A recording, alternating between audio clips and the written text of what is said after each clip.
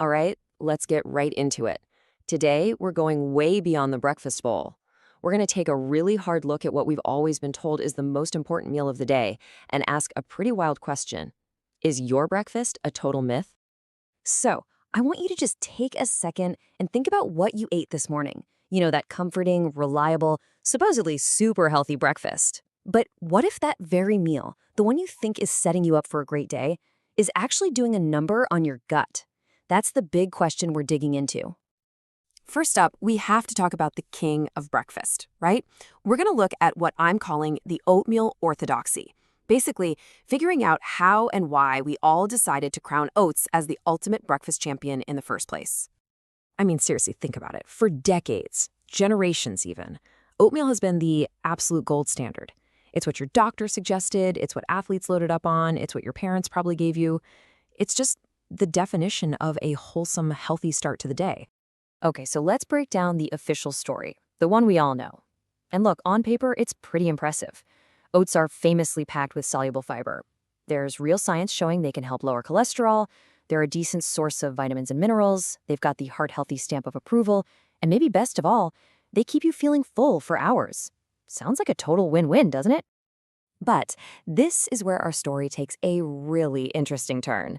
So now let's get into the case against oats and give this morning staple a much-needed gut check. The source material we're looking at today poses this really powerful question.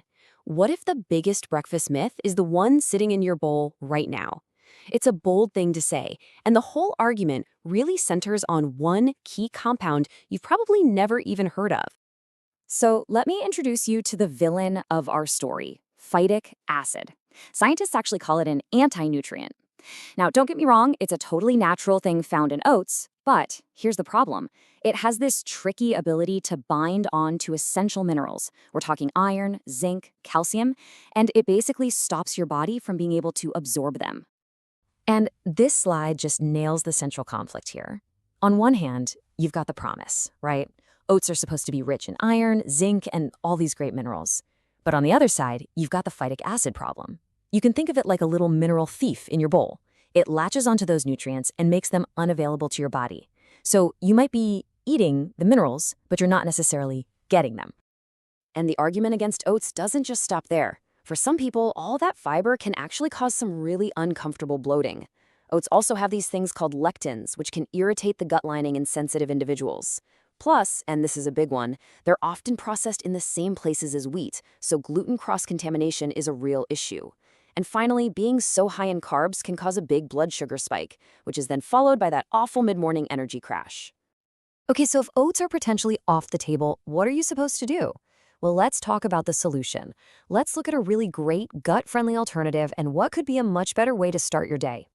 And that brings us to the hero of this story, the chia seed power bowl. It's simple, it's elegant, and according to our source, it's a total nutritional powerhouse that doesn't have all those downsides we just talked about with oatmeal. And this chart really just says it all, doesn't it? It perfectly illustrates the difference. You can see right here, the anti-nutrient level in oats is way up there. It's high. But in chia seeds, it's practically nothing. Then you look at the good stuff, that gut-soothing fiber, and boom, chia seeds are the clear winner. It's a complete flip. All right, this all sounds great in theory, but how you actually make this happen? Let's get practical. Let's talk about reimagining your morning bowl and how you can make the switch. So here's the best part. It is ridiculously simple.